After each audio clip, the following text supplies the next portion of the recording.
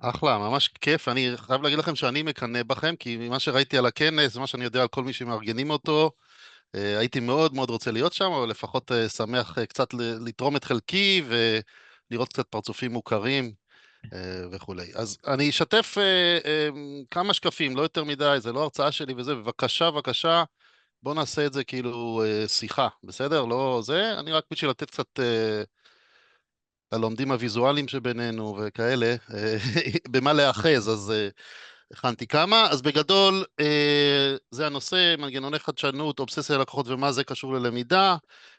טיפה, ממש בשתי מילים, איך אני מתחבר לעניין הזה. אז הייתי הרבה שנים בעולמות של כולכם, בעולמות הלמידה והדרכה, בטבע, מוטורולה, אחרי זה ניהלתי את צוות הדרכה של AWS בארץ, בין לבין גם הייתי בייעוץ והדרכת מנהלים ובייעוץ חדשנות, הייתי בכינר, הייתי את הרצל שם בקהל, הובלתי את המוצרים שם, בסקיל בקומפדיה ועוד ועוד, בסדר? עד לפני שנה הייתי ב-AWS פה בשוודיה, עברתי לפה לפני 4 שנים, הובלתי את תוכנית החדשנות של AWS, שתכף נרחיב מה זה אומר חדשנות באמזון בסקנדינביה, ומשנה שעברה יש לי חברה משלי שקוראים לה Think Big Leaders, שאני עוזר לארגונים בתחומים גם של חדשנות וגם של AI. בצד אתם יכולים לראות חלק מהלקוחות שעבדתי איתם, זה בעיקר לקוחות מהאזור הזה של סקנדינביה, יש כמה ישראלים, וזהו, זה טיפונת. עליי, יש פה את הלינקדאין שלי, אחרי זה יהיה עוד פעם, אז אתם מוזמנים, יותר מוזמנים ליצור קשר. הכנתי גם עמוד באתר שלי עם הרבה מהחומרים וההפניות שאני עושה פה, אז בסוף אני אתן לכם גם לינק לעמוד הזה, גם על המצגת הזאת, וגם לעוד חומרים להעמיק למי שרוצה. סבבה, אז המתודולוגיה של אמזון של חדשנות נקראת Working Backwards, אבל למה לעבוד מהסוף להתחלה, או work backwards? אז זה צריך טיפה רקע על אמזון ועל התרבות שלה ועל התפיסה של אמזון. זה המישן של אמזון, הוא נשאר כזה וזהה מיום ההקמה שלה, 94 אם אני לא טועה, to be Earth's most customer-centric company. בסדר? היום, עכשיו ג'ף בסוס יש לו גם חברה בלו אוריג'ן, מי ששמע להטיס דברים גם לחלל, אז אולי הוא ירחיב קצת מעבר לכדור הארץ, אבל גם אם זה רק בכדור הארץ זה די מרשים להיות החברה שהכי ממוקדת בלקוחות, ואנחנו נראה איך לוקחים את זה אפילו לקצה תכף. אז משם זה מתחיל, בסדר? זה המישן של אמזון, ושימו לב שאין פה שום דבר שאומר על איזה שירותים החברה עושה, באיזה טכנולוגיות היא משתמשת, אפילו לא מי הלקוחות האלה, כן? איזה סוגים של לקוחות, באיזה ורטיקל או באיזה תחום או שוק היא פועלת, פשוט כל כדור הארץ ולהיות הכי customer centric, קצת שאפתני ויומרני אולי, אבל אני יכול להגיד לכם שזה מבוסס באמת בדברים שעושים ביום ובתפיסה מאוד מאוד חזקה, ורוצה לשתף אתכם קצת בזה, וגם אם תרצו ליישם חלק מהעקרונות האלה, מה אפשר לקחת מזה, בסדר? בעיקר לעולם של למידה, אבל גם אולי מעבר לזה, לתרבות ארגונית וכו'. התרבות הארגונית של אמזון מעוגנת, או ככל שאמזון התחילה לגדול, אז המנהלים והאנשים שהובילו אותה התחילו לחשוש שהתרבות תתחיל להידלדל, בסדר? כי באים אנשים מכל מיני ארגונים, עם רקע אחר, מתרבות אחרת, לא מבינים את התפיסה הזאת המיוחדת של הסטארט-אפ הזה שאז התחיל כאמזון, ואז רצו לעגן או לעשות קודיפיקציה של התרבות, אוקיי?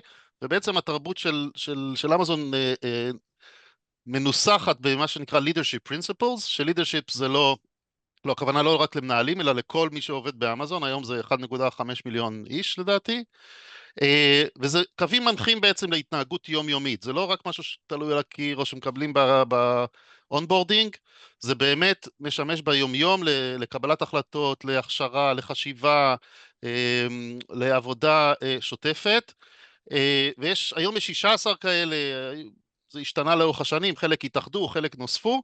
העיקרון הראשון, ה-leadership principle הראשון, ויהיה לכם הפניה שוב בעמוד שאמרתי לכם, יש הפניה לכל ה-leadership principles עם סרטונים קצרים שהמנכ"ל הנוכחי של אמזון, אנדי ג'סי, מסביר?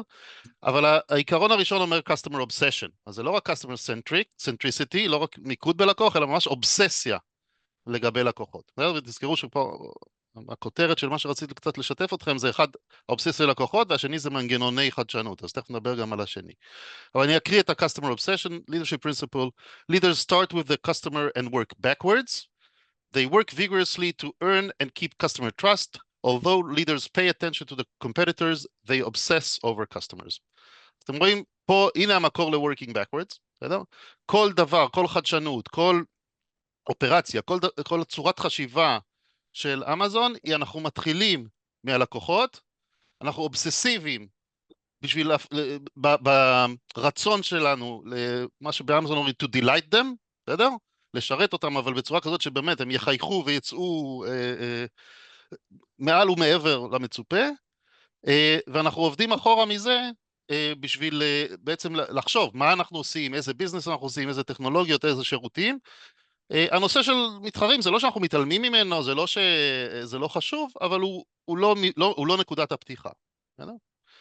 עכשיו אפשר להתווכח, אפשר להגיד האם כמה אמזון עושה את זה, כמה זה, אני יכול להגיד לכם, עבדתי גם בסטארט-אפים, עבדתי גם בארגונים מאוד מאוד גדולים, אני יכול להגיד לכם שהתרבות באמזון זה משהו מאוד מאוד חזק, וגם העקרונות האלה. תמיד יש אנשים שמיישמים את זה יותר, פחות וכו'. אוקיי, אז דיברנו על customer obsession, והרצון, וה-leadership principles והתרבות הארגונית. עכשיו, עוד משהו שאמזון הבינה מאוד מאוד חזק, זה שבמיוחד בסקייל, שאתה כבר לא באנשים בודדים באיזה חדר וכולם יכולים לדבר, לא מספיק להסתמך על כוונות טובות. אנשים באים לעבודה בסך הכל, הם רוצים להצליח, הם רוצים לעשות טוב ללקוחות, הם רוצים לעשות טוב לחברה, הכוונות הן טובות. ואם תגידו להם תעשו חדשנות, או תהיו אובססיביים לגבי לקוחות, או תעשו ככה, גם אם המנכ"ל כל בוקר יגיד את זה, זה רק כוונות, אוקיי? וזה לא מספיק. למה זה לא מספיק? כי לאנשים קשה לשנות הרגלים, כי לאנשים קשה לזוז מהמקום, בטח לארגונים ולארגונים גדולים בפרט, קשה לשנות הרגלים, ולכן צריך לעזור לכוונות הטובות האלה. זו תובנה מאוד מאוד חשובה. שוב, גם אנשי הפיתוח הארגוני פה בחדר, אם יש כאלה, אני חושב שיש פה הרבה תובנות לגבי איך מובילים שינוי ואיך עושים למידה משמעותית. אז מה נגזר מהתובנה הזאת? אם אנחנו לא יכולים להסתמך על כוונות טובות. שוב, ופה אני מתמקד בחדשנות, כן? אני אראה לכם גם כמה דוגמאות של מנגנונים אחרים, אבל אם אני רוצה שאנשים כל הזמן יחשבו על לקוחות, כל הזמן יבואו עם רעיונות לחדשנות שיוצאים מנקודת המוצא של לקוחות, ולא מהתלהבות מטכנולוגיה כזאת או אחרת, ולא מאיזה רצון להרוויח מלא כסף, או לעקוף את המתחרים, אני צריך לעזור להם לחשוב ככה, ולפעול ככה, אוקיי? ולכן יש את הדבר הזה שנקרא מנגנונים, mechanisms. עכשיו, בכל הארגונים שלכם אני די בטוח שיש מנגנונים, זה יכול לקרוא גם לפעמים תהליכים, או standard operating procedures וכו', אבל יש דרך, אני חושב, מאוד מאוד חדה ומיוחדת באופן שבו אמזון חושבת על זה, ובגדול, בשביל לשנות ארגונים בצורה משמעותית, או הרגלים בצורה משמעותית, זה בונים מנגנונים. בסדר? עכשיו, מנגנונים בהתחלה חושבים, מה האוטפוטים שאני רוצה שייצאו, מה התוצאות מהשינוי הזה שאני רוצה שיקרו, איזה דברים נכנסים לתהליך, ואז יש מה שבאמצע בעצם, איזה כלים אני נותן להם, והכלים האלה יכולים להיות מאוד מגוונים, אנחנו תכף נראה, איך אני עוזר להם לאמץ את ההרגלים החדשים, ואיך אני בודק שזה עובד המנגנון הזה, ואיך אני משפר אותו כל הזמן. איך אני בוחן מה המטריקות שלי בשביל לראות האם אכן אנשים ימצאו את זה, האם הכלים האלה עובדים, עוזרים לאנשים, מה צריך להיות בגרסה הבאה של המנגנון. בעצם מנגנונים הם סוג של מוצר כזה שכל הזמן צריך לחדש ולשפר אותו. תן כמה דוגמאות. אז working backwards זה בעצם המנגנון בכל אמזון שהמטרה שלו היא להוביל, שכל הזמן תקרא חדשנות ממוקדת לקוחות. אוקיי? האינפוטים שלו זה כל מיני מידע שכל הזמן אוספים על איך לקוחות מתנהגים, מה הם רוצים, מה הם מבקשים, על מה הם מתלוננים, מה לא עובד כמו שצריך, רעיונות שאוספים מכל מיני מקומות, זה יכול להיות מאנשים בשטח, זה יכול להיות מלהסתכל מה קורה בטרנדים כאלה ואחרים. עכשיו, כאלה יש אין סוף, בסדר? איך אני לוקח אותם והופך אותם בסוף לרעיונות למוצרים או שירותים, חזון מאוד מאוד גדול, והחלטות לגבי איפה אני משקיע את המשאבים שלי בדברים חדשים. בסדר? זה האינפוט והאוטפוטס המיועדים של working backwards. בסדר? תכף נראה לכם מה בעצם המנגנון עצמו. אבל רק בשביל לתת קצת יותר תובנה מה זה מנגנונים, תן עוד 2 דוגמאות. גדעון, משהו רצית להגיד? לא, לא, הכל טוב. אוקיי. אם יש שאלות אגב והערות תוך כדי, אז תעצור אותי, כאילו... אז שוב, מנגנונים זה דרך לפתור אתגרים חוזרים, כלומר אין טעם לייצר מנגנון למשהו אחד שהולך לקרות, כן? כנס חד פעמי, לא נבנה מנגנון, אבל משהו שאתם אומרים קורה כל הזמן, שירות לקוחות, מוצרים חדשים, שיפור מתמיד, אונבורדינג, זה משהו שקורה כל הזמן עם אנשים, גיוס של אנשים וכולי וכולי, זה מקומות ששווה לחשוב על מנגנונים, הכשרה של מנהלים ומה שזה לא יהיה. אז ואנחנו רוצים שהאיכות של התוצרים, התפוקות תהיה גבוהה באופן שיטתי. אתן לכם עוד 2 דוגמאות מתוך אמזון של מנגנונים שהם לאו דווקא ישירות קשורים ללמידה, אני חושב שאפשר להבין מהם הרבה.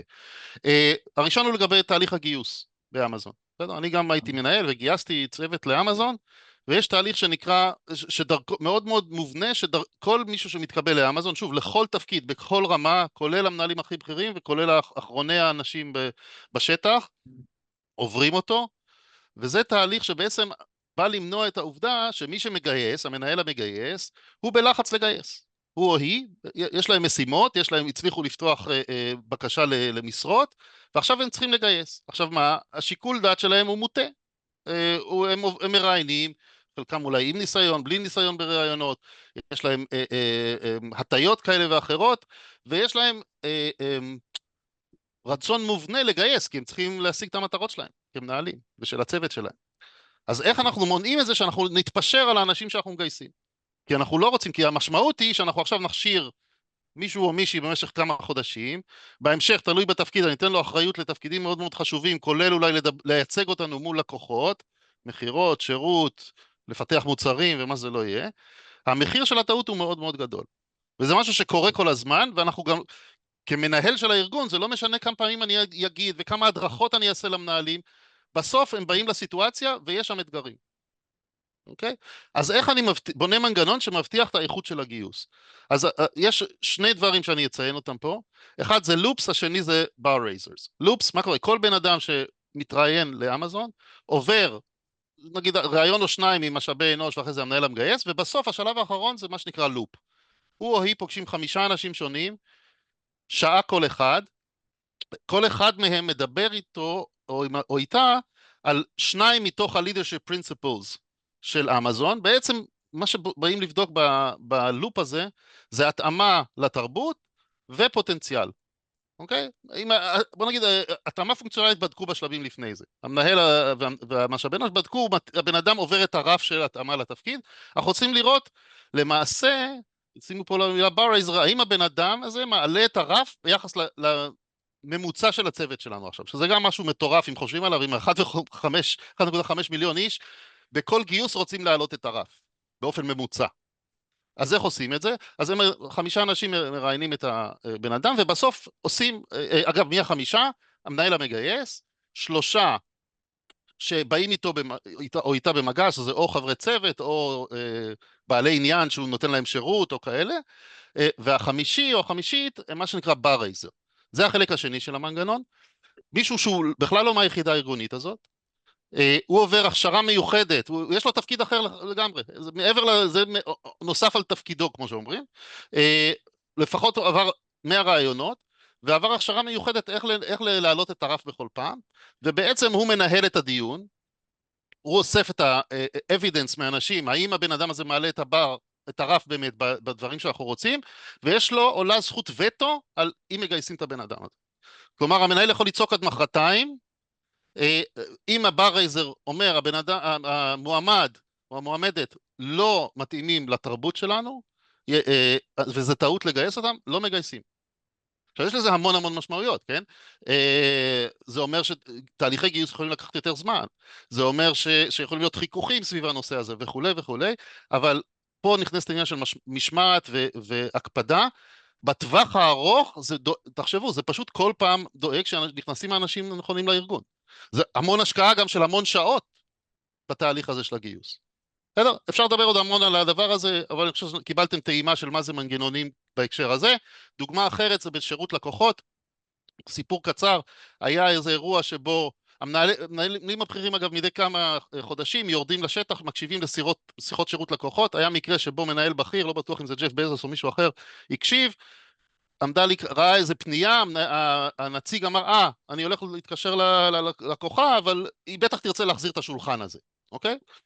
השיחה מתנהלת, אכן היא רצתה להחזיר את השולחן, סוף היום, אותו מנהל שואל את הנציג, איך ידעת? הוא אומרת, היו כבר כמה כאלה עשרות בחודש האחרון.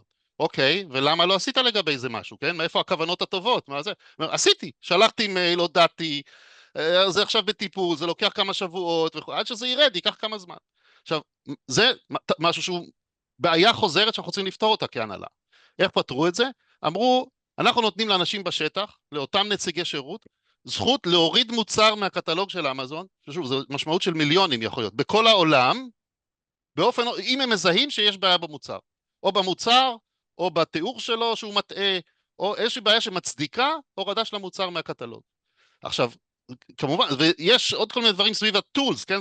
זה עושה אוטומציה, אוטומטית זה שולח הודעות למנהלי המוצר, אם זה גוף שלישי שמוכר זה שולח לו הודעה בשביל שיוכלו לתקן את זה מהר. והיו פה כמה איטורציות, נגיד, בהתחלה פשוט הורידו את העמוד לגמרי וזה יצר בעיות, כי אז אי אפשר היה לראות את העמוד של המוצר, מה מטעה פה, אחרי זה פשוט הורידו את הכפתור של buy now, המוצר לא זמין לרכישה. בקיצור, זה עוד דוגמה לאיך לקחת דברים שלקוחות מתארים על המוצר או בעיות בשירות לקוחות ולמנוע את זה שמוצרים עם תקלות יגיעו ללקוח. זה מנגנונים. זריז, מה זה working backwards? כי אני רואה שאנחנו ככה בזמן קצת קצרים. אז שוב, אם אני מזכיר לכם, מה המטרה של working backwards? המנגנון, חדשנות אגב שקורית בכל אמזון, אין מנהל חדשנות באמזון, אני ניהלתי את תוכנית החדשנות, אבל זה היה כלפי לקוחות בחוץ, כלומר עשיתי מה שאני עושה איתכם עכשיו, אני עשיתי ללקוחות אחרים. עמיר, אני רק מעלה את הדוברת הבאה, לא להיבהל, היא תיכנס לשקט כמובן. אוקיי. ואנחנו יש לנו עוד 7 דקות. אוקיי, אז working backwards זה מנגנון שמטרתו לעזור לעשות את אותם customer obsessed innovation, ושזה צריך לקרות בכל הארגון. אין מרכז חדשנות באמזון, כולם אמורים לחדש, כל ה-1.5 מיליון בשם הלקוחות שלהם. איך עושים את זה, מה המנגנון? מתחילים עם working backwards questions, אחרי זה כותבים mock-up או מדומה של press release, בסדר? הודעה לעיתונות, כאילו אנחנו עכשיו משחררים את המוצר הזה, בשביל לדמיין איך זה יהיה, אחרי זה עושים experiments מהירים, ואז בונים גרסאות מהירות של הלקוח. כלומר, קצת agile מי שמכיר וכאלה. אלה 5 השאלות, שוב, אין לנו זמן להעמיק, יש לכם את כל הדברים האלה בכישורים שאני אתן לכם.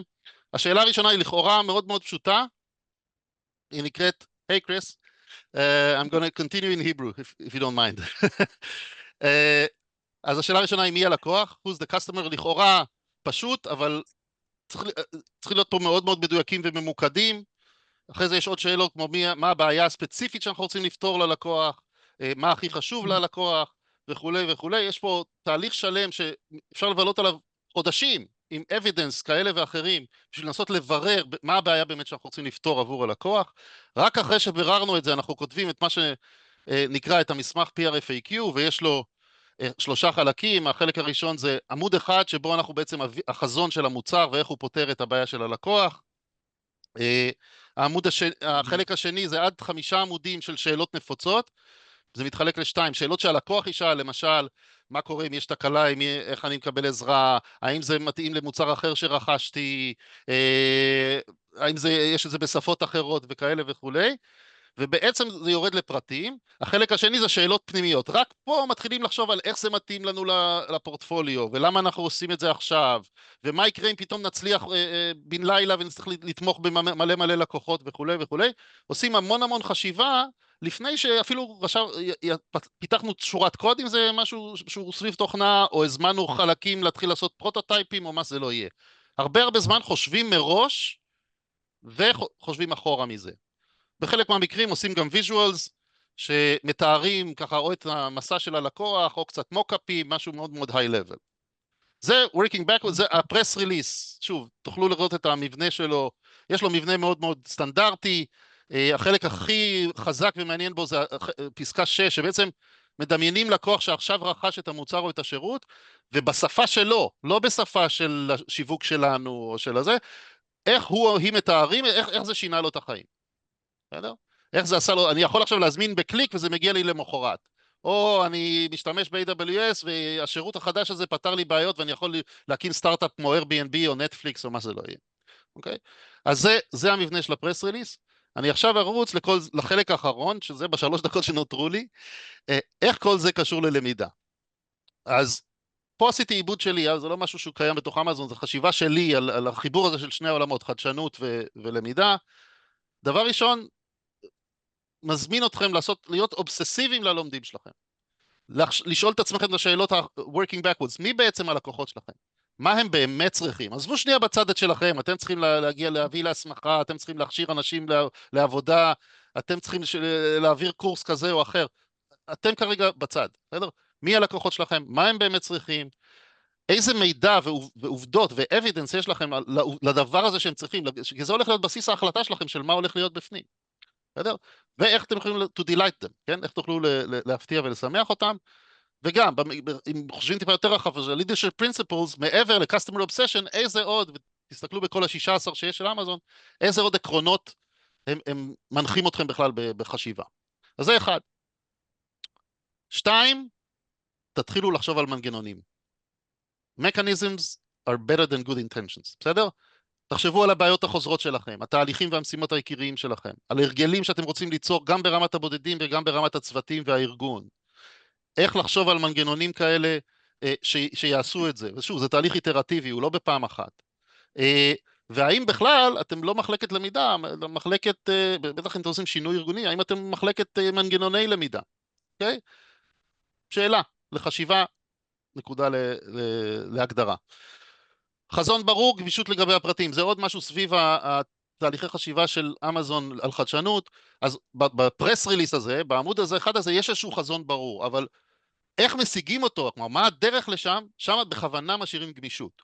כי אולי הטכנולוגיה הזאת לא תתאים, ואולי מה שחשבנו שאיך הנקודות האלה במסע של הלומד לא בדיוק עובדות כמי שחשבנו, ולכן תעשו ניסויים כל פעם לתקף את ההנחות שלכם, ואל תתחילו עם פתרון או טכנולוגיה, תתחילו עם איזשהו ויז'ן, ואיך משיגים אותו שם תלמדו תוך כדי תנועה.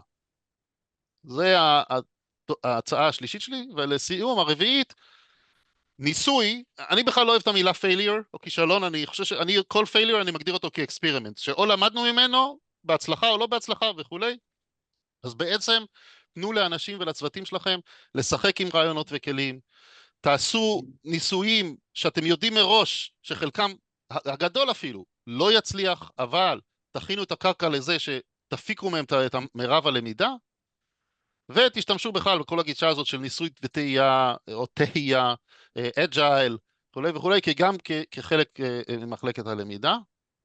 זהו, אני יודע שזה היה מהיר וזה הפצצתי אתכם קצת, לא יודע כמה זמן יש לנו לשאלות. יש את העמוד הזה, בעיקרון thinkbigleaders.com, שזה האתר שלי, /future-ready, יש לכם קישורים שם, גם למצגת הזאת, גם לעוד חומרים, אולי אני אראה לכם אפילו את העמוד הזה, איפה הוא, בסדר, אז יש פה את המצגת, יש פה את 16 העקרונות של leadership principles, יש פה סרטון על עוד קצת וידאוים, מאמרים, אפילו ספר מי שרוצה להעמיק, ויש פה גם כלי AI שאני יצרתי, אם אתם רוצים לייצר press release, לדוגמה, אחרי שאתם עונים על השאלות working backwards, במשהו שנקרא פארטי רוק שהוא חינמי וללא קוד וכולי, נחמד, מי שרוצה שישאל אותי איך ומה. זהו, וזה אני. מי שרוצה ליצור קשר, מוזמן. מצטער שזה היה קצת rushed, אבל אני מקווה שהיה מעניין. עמיר, תודה רבה רבה, אני נורא הסתקרנתי איך לחבר את החדשנות עם הלמידה, וכאילו חיבור כזה הדוק והרמטי מדהים. יש לנו איזה דקה לתמילה שהוא רוצה להגיד, להתייחס, להגיד. מעולה, אנחנו נצרף את החומרים שלך לאתר של הכנס, ומאוד מאוד מודים לך, עמיר. תהנו מהמשך היום. רגע, תן להם לסרוק. אפשר גם לחפש פשוט עמיר עליון בלינקדאין. אל תתביישו.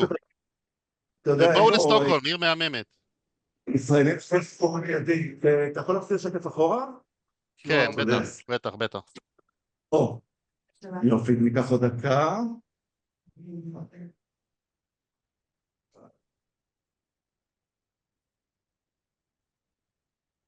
וגם יהיה באתר של הכנס, כן? כל המצבים? לא, אבל מה שאתם שנים יותר. בדיוק. המרצה הבאה, שאני לא יודע אם היא תספיק את הכל, יש לה ספרון מדהים שנותן לנו במתנה, והוא גם מצורף לחומרים של הכנס. עמיר, תודה רבה רבה. ביי. ביי ביי, להתראות, טוב לראות אותך. Hi Chris, good morning. Hi. Hang on, I was using his QR code. Yes, you should. Chris, what time is it at your place? It is 7:02 a.m. Oh, Wow.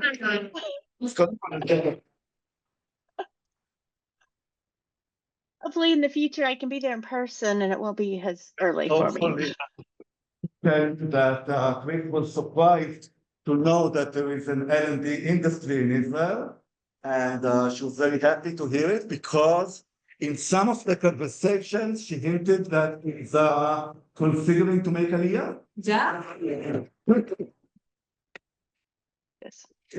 So we're excited to have you, and we have only 20 minutes. So I told everybody that we get your booklet anyway, so even if we don't do all the 10 steps, it's okay. And thank you so much for being with us today.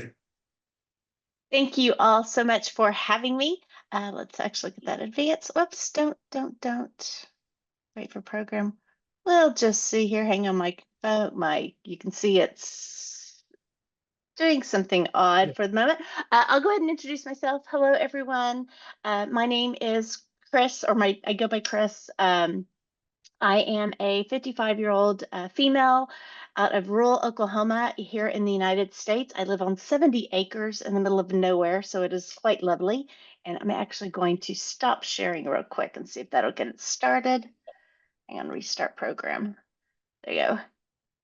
And let's see about myself. My pronouns are she and her, and I am honored to be here with you this morning, afternoon time frame.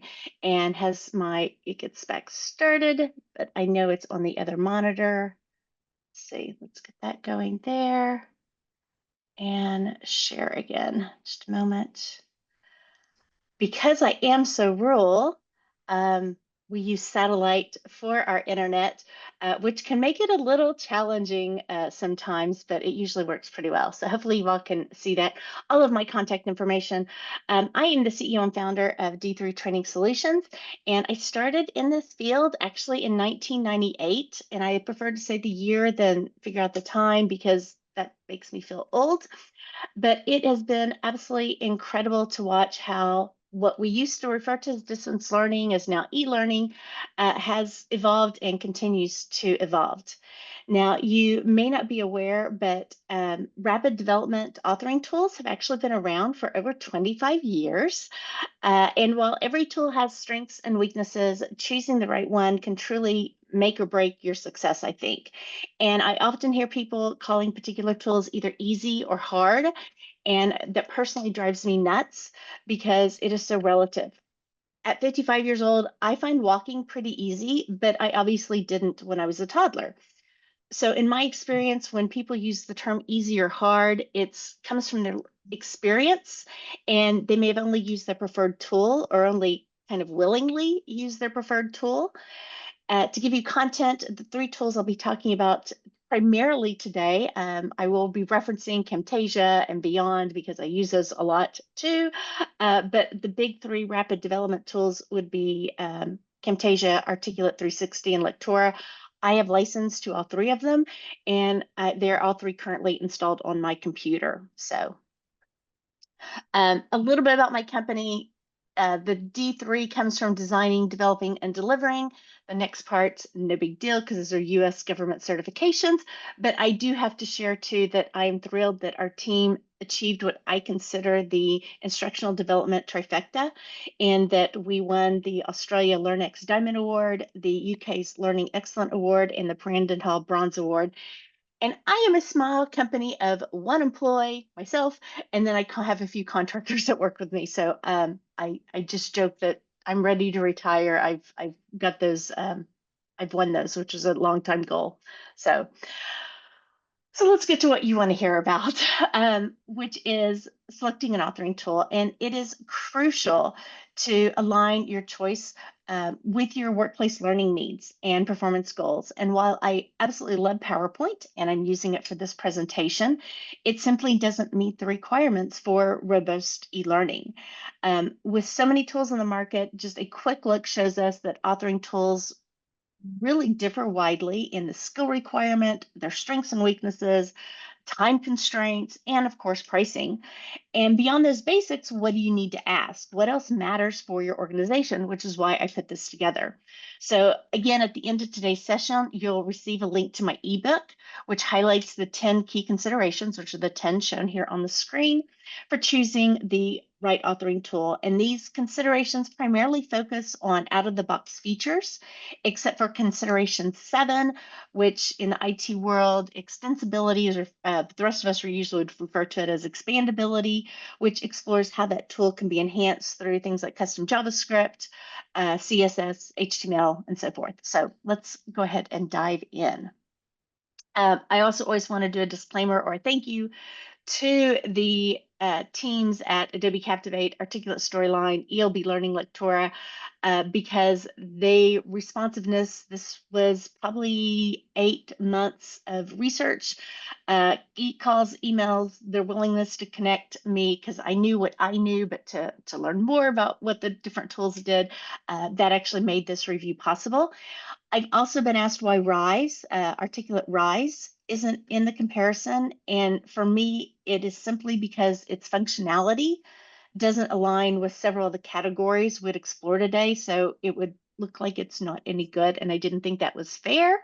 It does have its strengths, but it's truly designed for a different purpose than a full-blown training program, in my opinion. So let's go ahead and start. We're going to skip this. This is just more for other research about, your background, but I'll go ahead and get back there past that. So let's talk about the 3 key benefits of e-learning really quickly. And we all know, I'm preaching to the choir. The first one would be reduce cost. The most obvious is it reduces those costs in the long term compared to traditional training methods, the in-person training, paying for the instructor, the travel, the time off work for the instructor and for the students, even often the physical materials of workbooks. When we first started in this field, people were like, oh no, you still have to hand out workbooks, or even you still have to mail workbooks. And now people are okay with downloading a PDF. So most of these costs are eliminated. When it comes to engagement and retention, e-learning is incredibly effective for learner engagement. Instead of reading through pages of text or sitting through lengthy presentations, they can engage with visuals, videos, even share clips online, still have internal chat groups. And we know that when learners are engaged, their retention improves significantly. And finally, the consistency and scalability. It improves these things, or the inconsistency caused by different facilitators, and it allows you to quickly deliver consistent, up-to-date content across your entire organization. Now, the first question I'm going to ask here when I think about consideration 1, what are the training requirements? Strangely enough, can be considered controversial. And that is, once you start with your solid instructional design strategy, should everything be an e-learning course? And I'm going to say no. And a lot of people get really upset with this, but as more and more people are getting into the training or learning and development field and creating even more products and solutions, before you choose that authoring tool, it is important to understand the needs and requirements of your specific training project. And this is where needs analysis or task analysis is very beneficial. What are the outcomes that you want this training to accomplish? How are you going to show that you actually have met that goal? Once you understand the business training needs, you can then decide if something like a job aid, such as instructions, a checklist, a flow chart, or instructional poster in the break room will actually meet the training needs, because a lot of time it will. It doesn't have to always be an e-learning course. Now, it's a pretty huge generalization, but here in the United States, people are very litigious. They like to sue, it seems like, over the drop of the hat. So I like to say, if you are legally required to track that the user completed the training, then it probably should be e-learning. If not, oftentimes other things and methods can be used. So with a clear understanding of the project, the e-learning tool features and capabilities can then be reviewed. Okay. So what does your e-learning administration mean, and how does it work? Well, much like an LMS or an LRS, learning management system, learning resources system, the administration features that your tool has can be a huge time saver, whether you're managing a team or just yourself. In the olden days, when I had to manage a team, I had a spreadsheet, and this is a sample of it, that I used to track the software for 15 developers and then manage our mobile labs, which included 48 laptops. So to keep track of how many licenses I had, who had what license, what their codes were, what roles were assigned, it was all done through a spreadsheet, which was kind of a bit of a nightmare. And administrators are often the first line of support, so having these capabilities is crucial. If they have some type of account management console to where you can go in, you can look and see their status, you can see their, well, you may not even have to maintain licenses, you just have to maintain your contract. It's just a huge time saver. And this is a screenshot of would be Storyline and EOB's version. Then what about the individual user administration? On the user side, administration tools often give individuals the flexibility to navigate the software in a way that works best for them. So features like single sign-on and the ability to set personal preferences can allow the user to configure the tool to fit their own working style. And again, logins for that. And one of my biggest favorites is the ability to adjust your workspace. Having those movable windows, because dual monitors is great, triple monitors can be better sometimes, but having the ability to move the windows with, I have dockable panels, being able to view and preview in multiple modes, enable auto recovery, those are just all different tools that can help us as a developer. And again, the big three have them. So I'm kind of, again, just reiterating it. And lastly, but not least, is collaboration.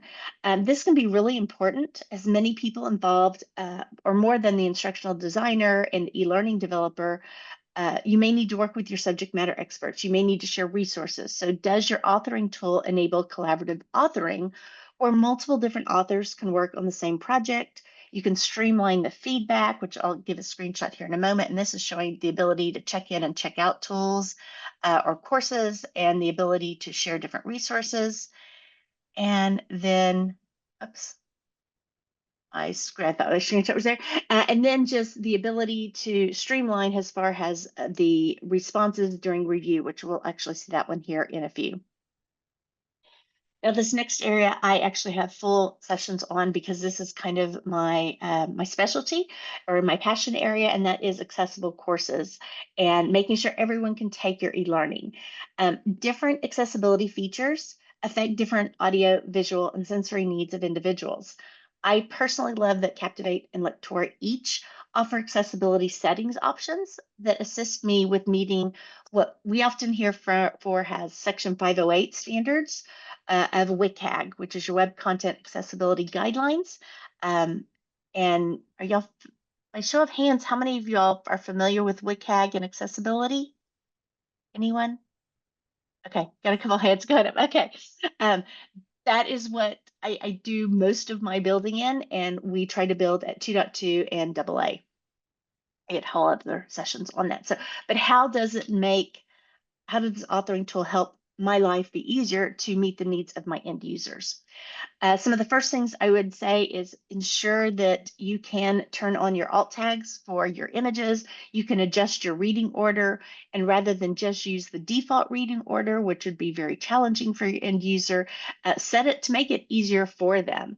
And that reading order may also be referred to as your custom focus order in Storyline. Okay.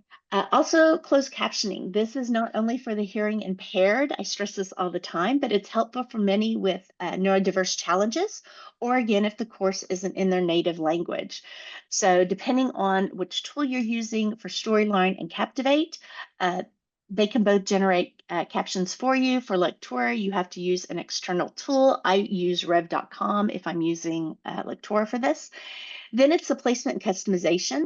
This can be easily done in Captivate and Lectora, not as easy in Storyline. So again, we can see these pluses and minuses going on here.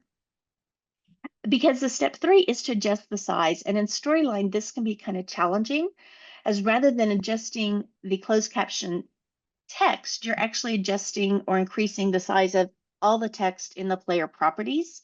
And I've seen where the closed captioning can go below the screen content. And so you can't just change the closed captioning font. So that can be a bit challenging. I would also encourage you, if you have a remote tool for accessibility checking, go ahead and use that, but please not to depend on it. Nothing as good as an individual checking it themselves, either using NVDA, JAWS, or I mean, there's numerous tools, or just even putting your keyboard or putting your mouse aside and just using the keyboard.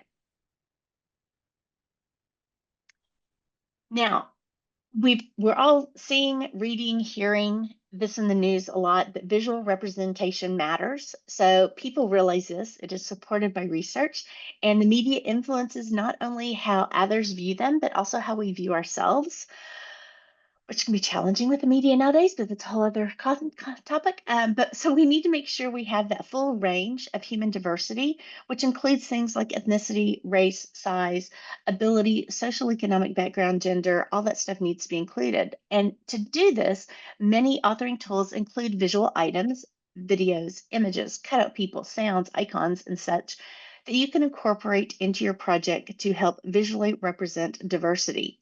Now, while many tools provide images and cutout characters, I often do ask, can you filter down your image by gender, age, ethnicity, country of origin? And with cutout characters, do you have the ability to search and sort characters, again, by age and ethnicity? While many e-learning development tools, the software provides a simple way to export your content into a single file for translation. And oftentimes this will be sent to your language service provider or your LSP to create and translate localized versions of the content.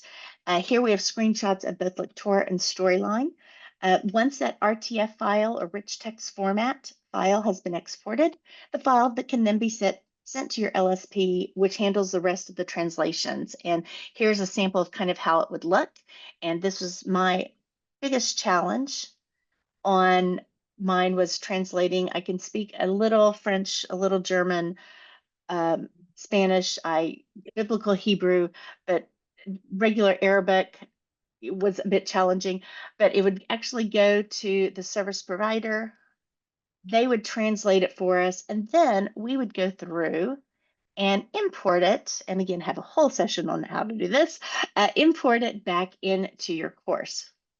Now, the challenge with this sometimes, again, is we've got to take into consideration, and this is one of the things when you're starting to build, know what languages you're going to be building into, because certain languages like Mandarin takes up a lot more space just to say the same thing. And so you need to make sure your text boxes, here you can see it, some of them have choices where we can increase the text box size if needed. That is only in Lectora.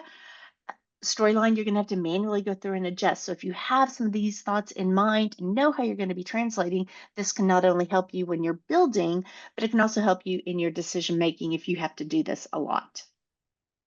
Chris, we are almost out of time. We have like a minute or two. So I think we can do one consideration, and I'm letting the next speaker, get in. So perfect, just no to let you problem. know. Let's see. Yep. Okay. Then we've got, again, our tools. Again, this just kind of gives you an idea. If you're ever looking for items, sometimes images come with it, but Noun Project, Pixabay, Unsplash, those are some great tools out there that you can use. They are free, licensed for e-learning. And more images. Does your tool come with audio and video also that you can use? You don't have to go out and search for. Reusing, are there templates? I'll go through again this quickly. Can you do things like software simulations? Can you customize? One of the biggest time savers I tell people is customize your quick launch toolbars. Have it look like you do in Word and PowerPoint and Excel and in your Rapid tool, and that will speed you up and make you faster. Integration. This is again one of my favorite things. How does your tool integrate? I use Snagit and Camtasia all the time. So I can actually go into in certain tools and say, if I need to edit images, do it in Snagit. If I need to edit audio, do it in Audacity. Again, another free tool out there for audio editing.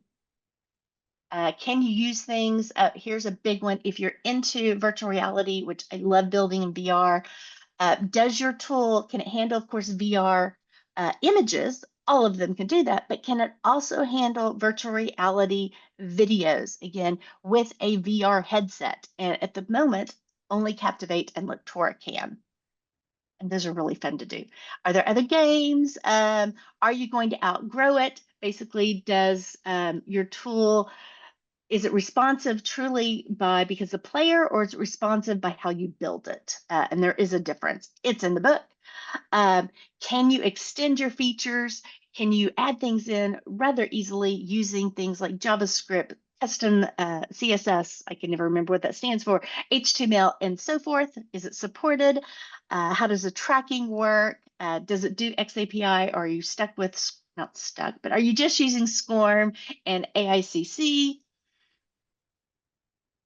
What publishing options? Most of them have tons of publishing options. Do they have some type review and revision management tool, which is there? And then, of course, what type of support is out there for you? Do they offer training? Do they offer webinars? Do they offer books and so forth? Do they have communities, which they all do? There is a comparison chart on pricing. I don't know if this part's accurate. It's been a while. And then, of course, my book, if you are interested. And that's it. Any questions really quickly? Oh, Chris, what a speed. Thank you so much.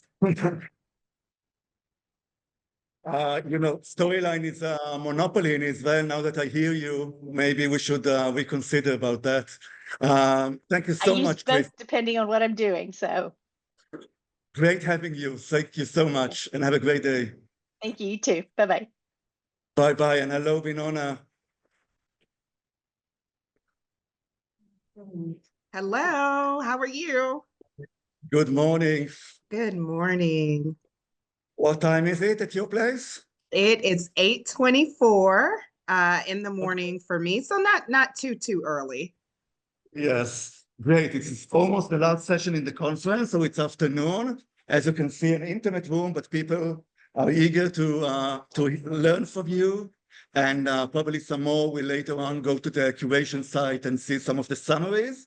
So we're really excited to have Wynnona Haynes-Mcmahan, who is the Global Director of Talent Development in Chevron. And the floor is yours, and thank you so much for joining us today. Oh, awesome. Thank you. Thank you, Gideon. Thank you, everyone. I am super excited. I'm always excited, but very, very happy to be talking about leadership development, something I am incredibly passionate about, and I think is often neglected a bit when we talk about learning and development.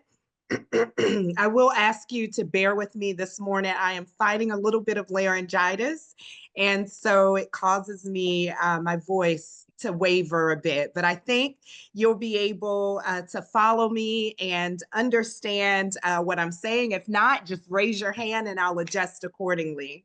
So I have the pleasure of talking about methods for future-proofing leadership with the help of AI. And certainly AI is a hot topic, not just in learning and development, not just in talent or human resources, but really in the workforce and the world in general, from pop culture to our personal lives to really shaping up the way our culture works and interacts.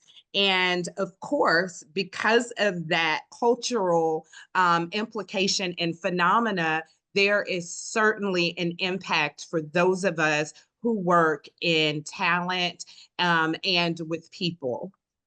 So, as Gideon said, I'm Wynnona Haynes-Mcmahan. I'm the Global Talent Development Director for Docebo, which is a learning solutions provider, also known as an LMS provider, but really we pride ourselves in being a learning solutions and experience platform.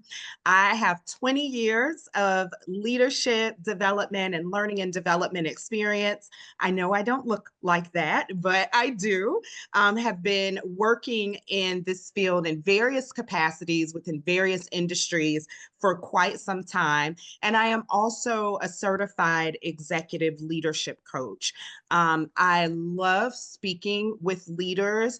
I think there is really an awesome responsibility that a leader takes, not only for their company, but more importantly for their people and their people's well-being. So let's explore our topics for today.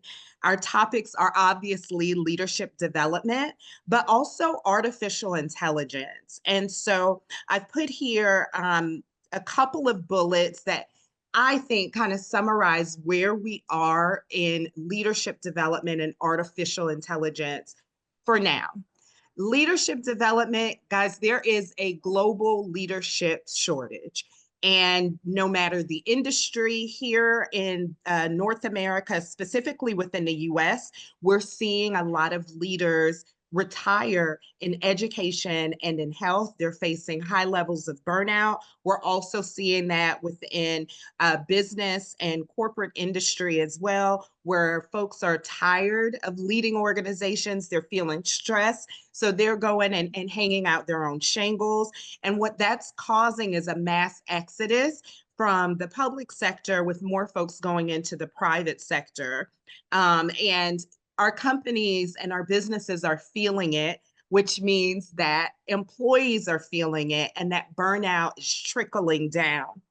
We're also seeing really a hesitance or an inability to define what leadership means, what it looks like, what the best practices are. Leadership is such a personal component and characteristic. What does it mean to be a leader? What does it mean to be a good leader? It's often easier for us to think about leadership in terms of what it isn't than it is for us to measure what it is and what it looks like and how it is relevant from one organization, industry, or environment to another, because it is situational. And leadership development often isn't prioritized within learning teams. It's only prioritized, and I don't know if this is your experience, I'd love to hear it. It is only prioritized when it's missing. So we're only talking and investing in leadership development when we have determined that there's a lack of it. And by the time that determination happens, it's often too late and we're scrambling. So that kind of summarizes the state of leadership development within the workforce right now. Artificial intelligence, right? It is the new and sexiest thing in the market and in the workforce. It is still new. And it will be new probably for at least the next decade as we consider how we are going to use it, adopt it. From a regulatory standpoint, we're still negotiating a lot of the components of artificial intelligence. The impact of that artificial intelligence has right now is often productivity-based, a lot of quantifiable versus qualifiable measurements are being used. How quickly are we able to produce? How many versus the quality component? And it is still viewed as a tech tool, not a professional development tool, not an interpersonal tool. Although within the US, we've had some cases where we're seeing things like folks developing relationships with AI, using it for therapy and counseling. So we're starting to see a little shift in exploring AI as a tool for interpersonal relationships.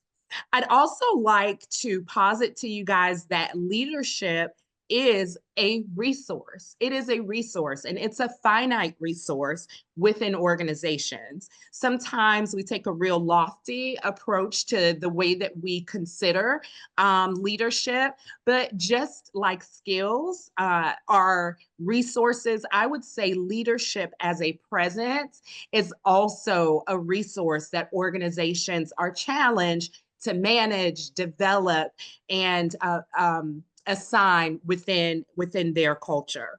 So I wanted to ensure that we had an opportunity to make this conversation as interactive as possible. And I've got a tool for that that we'll explore in just a second.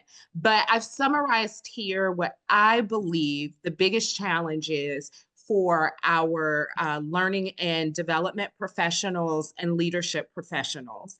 And that is developing leaders and developing those power skills that make a leader in a rapidly changing global landscape.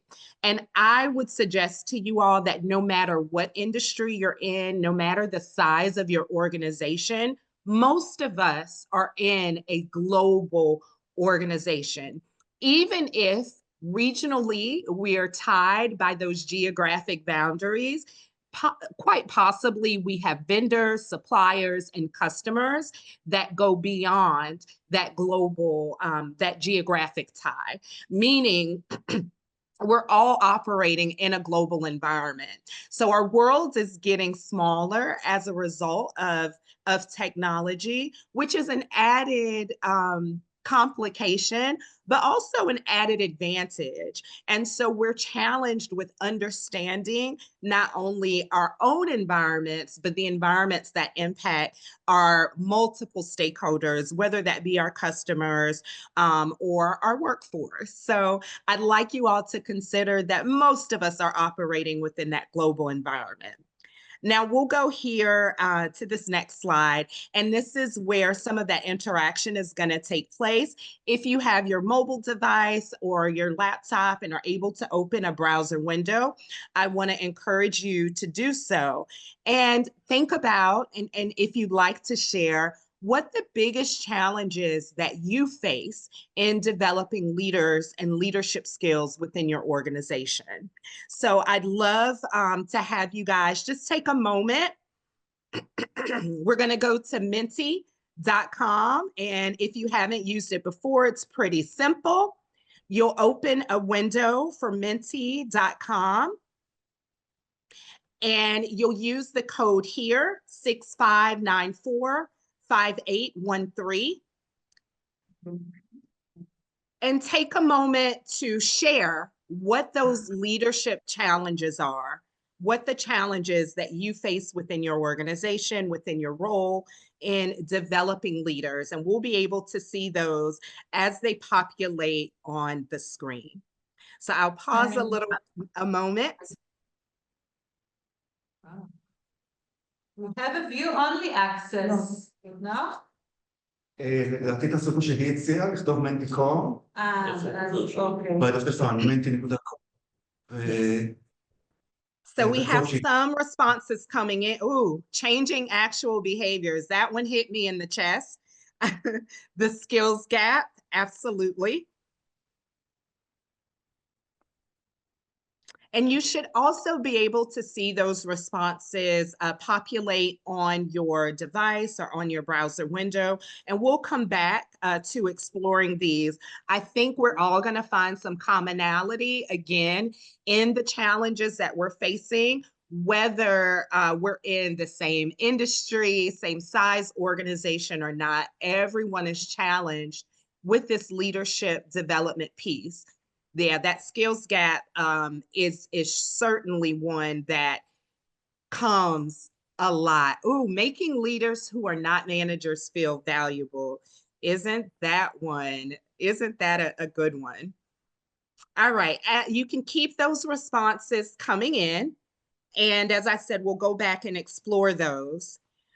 As you do that, I want to talk about some common AI applications. And I chose these because they have free access. They're tools that you don't necessarily have to spend money in order to invest in or to use.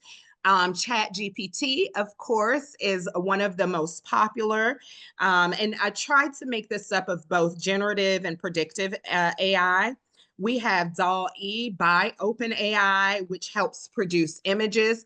All of these things great for helping us create content, but also giving ideas. Lena.ai is HR-focused task management tool. It helps with automating workflows. That workflow automation, we are also starting to see build up in things like Teams, and also within a Slack as well. So Google Gemini is another one that helps with some of that workflow automation. Translation Advanced, that is one of my favorites. It's a language tool, helps us interpret documents and data. Google Gemini, as I mentioned, if any of your workplaces use Google Workspace, and you'll find Gemini is a tool that is included there. You can also use it with the Google platform, the personal Google platform as well. And then text to speech and their other product, which is speech to text.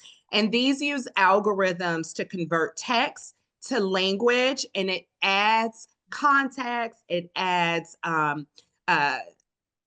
different subtle components to help us be more casual in the way that we speak, or more formal in the way that we speak. And so this is a great tool also for building out content. And all of these are tools that I have used either in building out learning materials or courses. And now we're starting to explore them from a leadership development aspect. Now, there's some tools, as always, folks are going to figure out ways to monetize. And there's some tools that have been designed specifically for developing leaders, and we'll talk about those in just a second. But I wouldn't be doing us justice if I didn't give us some statistics and some numbers that tell the story of the leadership shortage. So what we're seeing is, again, that increasingly global nature of work is also impacting the landscape of the workforce and the work environment.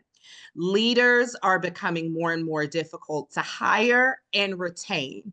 And a part of that is because of the burnout that they can feel. It's also because of the shortage. They are in high demand and don't necessarily feel compelled to stay in organizations where either they don't feel appreciated or valued, or they're not seeing compensation. So there really is a leadership battle. Also, the global nature of work is creating a highly competitive landscape for talent. Maybe 10 years ago, we were battling for talent with the folks in our immediate geographic area, and maybe even just within our nation or country or state. Now you can be battling for talent globally. And that really has strong implications for the way that we have to treat and care for our workforce. Strong people managers are often carrying the organizational burden of culture. And what that means is culture eats strategy for breakfast. I don't know if that term or that quote translates or is popular outside of the US, but we know that Employees are really driven by workplace culture. They want to feel valued, they want to contribute, and they want to do their work and for the most part either be celebrated or left alone. And so what we're seeing is that those folks who are the positive energy, the folks that are driving innovation and development are carrying the weight of culture for their organizations. And that can be a heavy burden. That performance, those folks that are helping drive performance and productivity, rather than organizations understanding how to get their other managers and leaders to step up, what are we doing? We're relying on those managers more, hence leading to those feelings of burnout. So you'll see here that I've got some statistics here.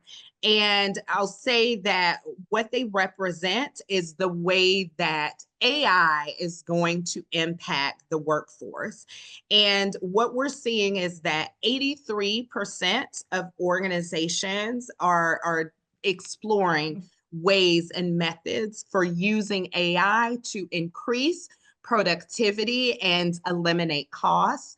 77% of chief executive officers surveyed by Korn Ferry are saying that they believe that AI will change the workforce, either in count or in skills needed. 70% of organizations already have AI built into their productivity. 27% are using AI to help with hiring and identifying talent. And 25% of employees are starting to question whether their roles will be impacted or eliminated as a result of AI.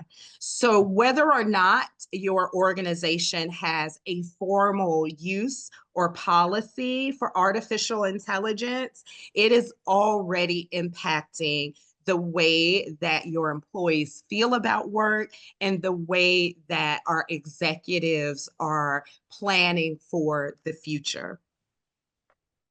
So what does that mean? It means that we need more people leaders and we need them quickly. And so it's not enough to simply recruit leaders. We also need to invest in and build leaders. Leadership development is not necessarily a fast task. It's difficult to do quickly. And what makes someone a great leader at one organization and at a specific time may not necessarily translate across all organizations. Again, my suggestion is that leadership, in the words of Ken Blanchard, is truly situational. I think those tools, those skills that make a great leader can certainly be adaptable to different environments, but that adaptation also takes time. And in most situations, it's time that we don't have because we need to feel that impact of leadership very, very quickly. How do we do that? How can we help folks develop power skills? How can we identify those skill gaps? How can we define what good leadership looks like within our organizations in the same pace or faster than our environments are changing? And I suggest AI is a tool to help us and assist us in doing that. And so I spoke earlier about some of the tools that are specifically designed to support leadership development. And so here I've got ChatGPT/Gemini, and I'll talk about that in a second, but also AI-based coaching. And this is certainly taking over. There are some organizations like Torch and Coach that are using AI or building AI to be coaches, whereas ChatGPT and Gemini have the ability to give that coaching feel with, even though that is not their focus. And so we'll talk about that in just a second. But there are AI-based personal executive coaching tools that are available to support our leaders through their journey, even making recommendations for skills that could assist them, and also giving scenarios for practice. In my own organization at Docebo, we've always had some AI built component in our learning solutions and have recently expanded that to include some AI-based authoring tools. And so not only are we using that predictive AI, but also some generative components as well.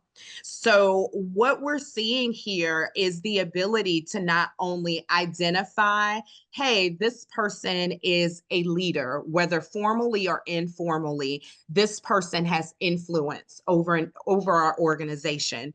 These are some tools and some courses that we should recommend to help them identify and build skills. These are some components of support that we can offer, but also here's some task lists. Here's some content that could be useful in supporting that leader. And so when you take all of these things together, it helps us expand the reach of our leadership development consultants and learning professionals. And so I'll pause here just a second to see if there are any questions or comments about any of these tools, if you guys are familiar with them, specifically the ChatGPT and Gemini aspects, or Coach and Torch and their AI components. מישהו מכיר את הקוד של קוד?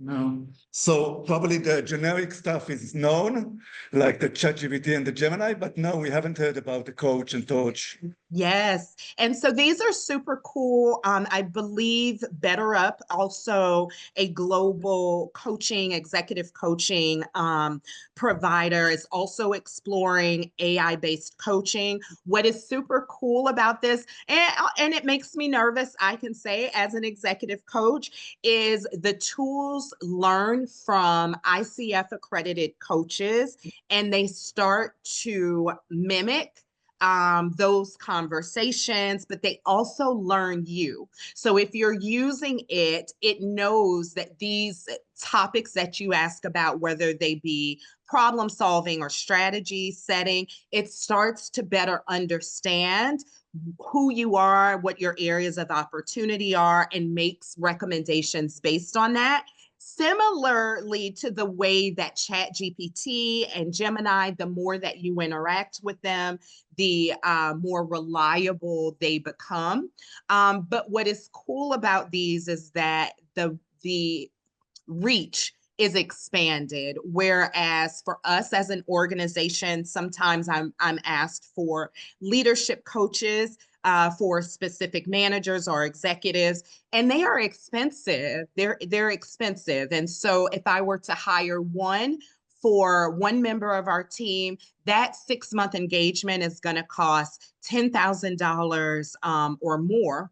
Whereas we can partner with some of the AI-based tools and take that $10,000 and it's going to reach 5 to 10 of our leaders. And that is what we're seeing as a trend within the organization. So Coach Hub and Torch, I believe BetterUp is beta testing some AI components, but they are really looking to democratize that leadership, executive, and professional development coaching experience. There are stories in popular media of folks using AI as a life coach. I don't know that I would recommend that, but it is something that can be explored.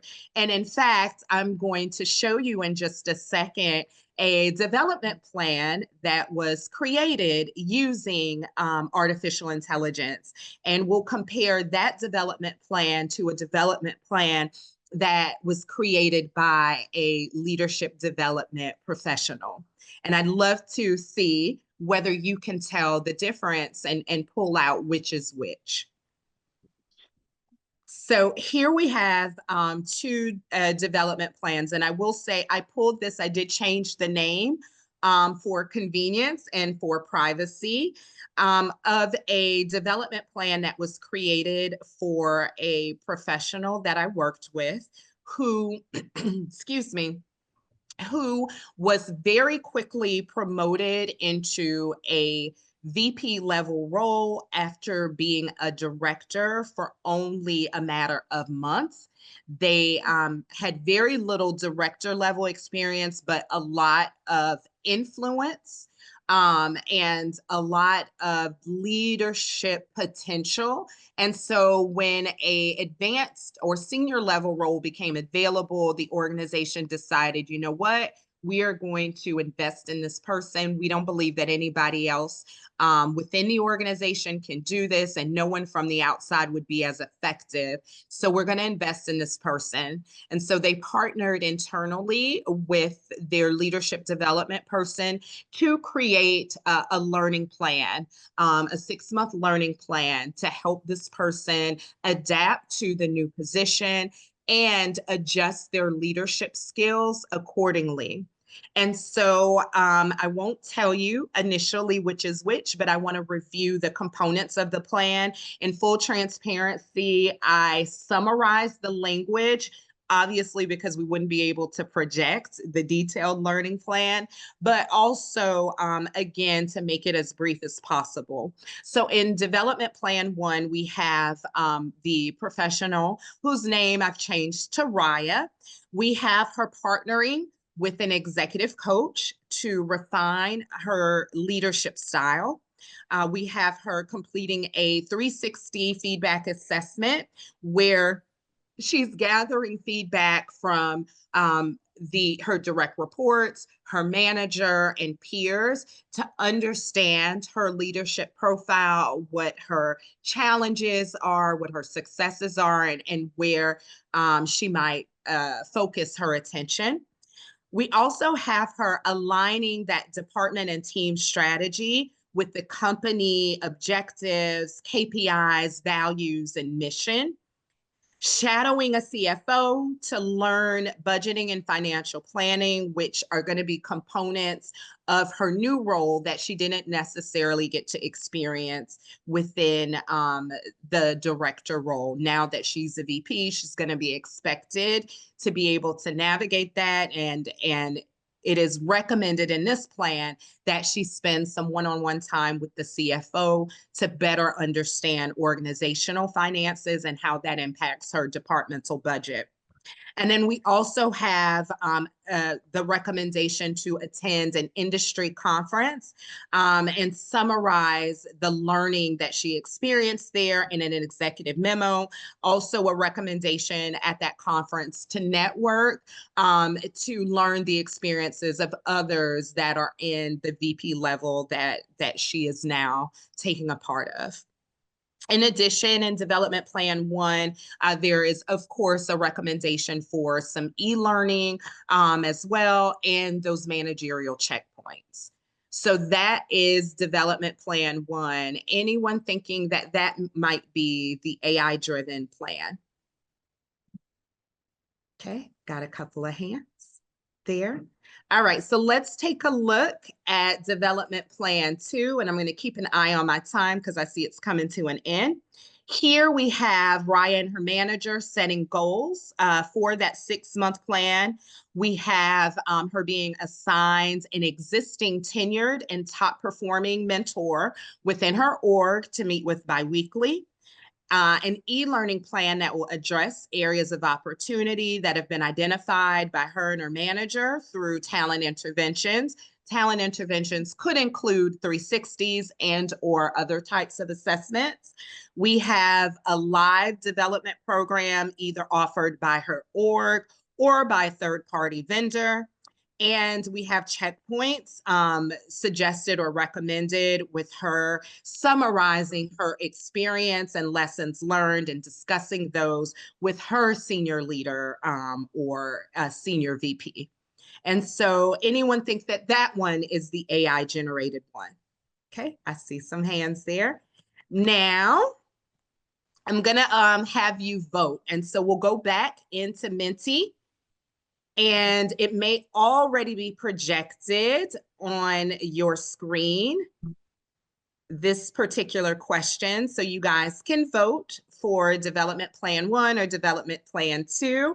I saw, I think, more hands on Plan 2 than Plan 1. Anyone want to talk about why they chose one versus the other? מישהו רוצה להגיד למה בחרנו שהוא בחר? Second one was more specific, I thought, The second being more specific.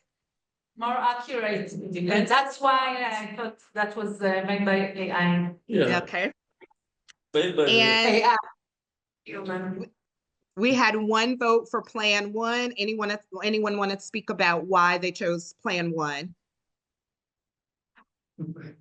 Plan 1, because it was more generic. Yes, Yeah. more generic. Absolutely. So I will tell you that Plan 1 is indeed the AI generated development plan. And what's interesting about this, when I did this, and I actually generated this plan using ChatGPT and Gemini, I took components from each. I had to shorten it because ChatGPT came up with, I want to say 10 to 15 different recommendations for things that could be applied to the development plan. So I had to make it more brief, but it is a lot more general. What I found helpful, though, I did not develop Plan 2. One of my team members developed Plan 2. What I found helpful about the ChatGPT Gemini-based development plan is that it gave additional ideas. It doesn't necessarily know the confines of my budget or my organization. So the sky was the limit in terms of creativity and recommendations.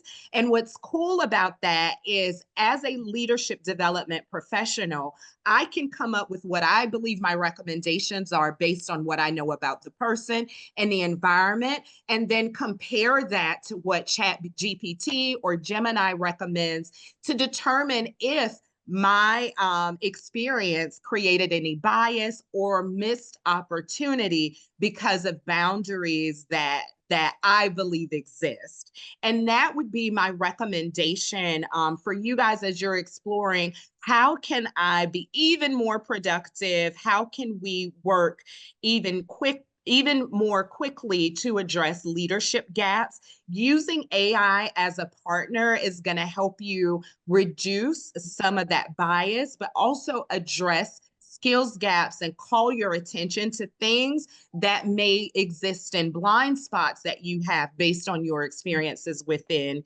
your org. And so I know my time is coming to an end, but I'll summarize very quickly in saying that we know leadership development is in high demand because of workforce demographic changes. People are retiring rapidly, they're going out on their own, and because of globalization. Interpersonal and power skills are often not prioritized because they're harder to measure, and seeing the impact can take a lot more time. Time is a luxury that we don't often have in the workforce. And learning and talent professionals, those of us in this room, we've got to work quickly and efficiently because we're always trying to prove our value in our work. AI offers us the ability to scale rapidly and really drive impact. It also can help us customize development opportunities, but keep our own bias and predisposition in check. AI is great for supporting and strengthening leadership challenges, but as we see, when we're simply entering prompts without context, we get generalized development opportunities, and we miss that important humanistic customization, which is what we bring to the table. So with that, I would say that when we partner with AI, we have the ability to be even more impactful and even more successful in the way that not only we grow our leaders, but how we support them as well. And with that, I know I'm at time, but I will ask if there are any questions. comments, or critiques? First of all, Wynnona, thank you so much. Thank you. Thank you. Thank you all. שאלה למישהו, I have one small question. Yes. A leader who would take an AI as a coach, would that be 100% AI? Would it be a blend with a human sometimes, or? So with the applications like Coach Hub and Torch, it is typically blended, but what you'll get is 24/7 access to your coach, because the AI is often partnered again with a pool of coaches and has started to learn them and be able to predict what their response might be. And those one-on-one sessions may still be offered. They're different plans, of course, but the one-on-one sessions might still be offered with a coach such as myself, whereas in the off time, you have this AI coach who is there to support and already knows what skills or areas are a priority for your development. And so they're going to harp on those and make recommendations based on that knowledge. Yeah, the AI coach is always there. It's amazing. Yes, exactly. And so you do absolutely have the opportunity, if you're not ready to invest in those things. Again, both ChatGPT has components and prompts that can be used to mimic coaching, as does Gemini. Gemini is not as advanced with that aspect yet, but ChatGPT certainly does. And it can be a fun thing to kind of test out.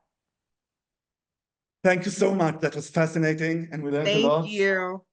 Appreciate Thank your you time. all. Have a wonderful afternoon. Thank you. Have a great day. Bye-bye. Thank you. Bye-bye.